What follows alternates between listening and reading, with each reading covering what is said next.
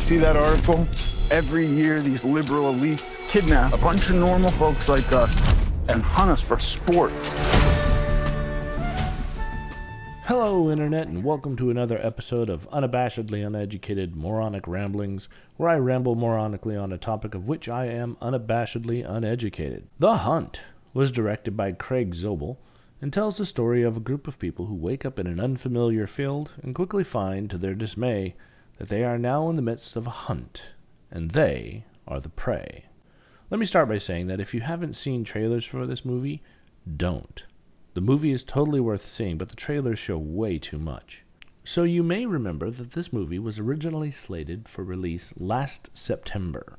But not long before its release, there were two highly publicized shootings in Dayton, Ohio, and El Paso, Texas, and sensibilities being what they are these days, the world decided to throw a fit, and so Universal Studios decided to delay the movie's release. Honestly, had the world not decided to vilify this movie, I wouldn't have been as gung-ho to see it as I was. So I was there opening night, and man, am I glad I was.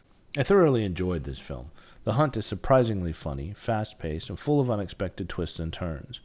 For the first 30 minutes of the movie, we're not even sure who the main protagonist is supposed to be.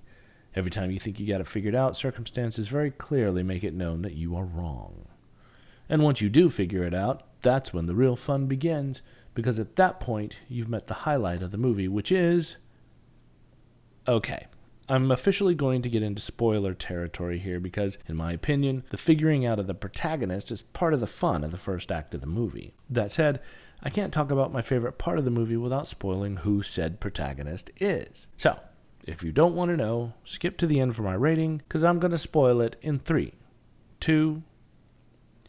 I didn't know the name Betty Gilpin going into this movie, but I sure as heck will remember it from this point forward. Gilpin is freaking amazing. Her dry, unfazed delivery is perfect, and when it comes time to kick ass, she's 100% convincing and an absolute blast to watch. There are a number of other faces you may recognize, like Justin Hartley, Ike Barinholtz, Ethan Suplee, and Amy Madigan, but none of them get a lot of screen time, and really, the only other actor that needs to be mentioned is Hilary Swank. Swank plays the secretive but ultimate antagonist, and when it comes time for her to let it all hang out, she does not disappoint. Everything about this movie is great. The directing, the story, the dialogue, the humor, the action.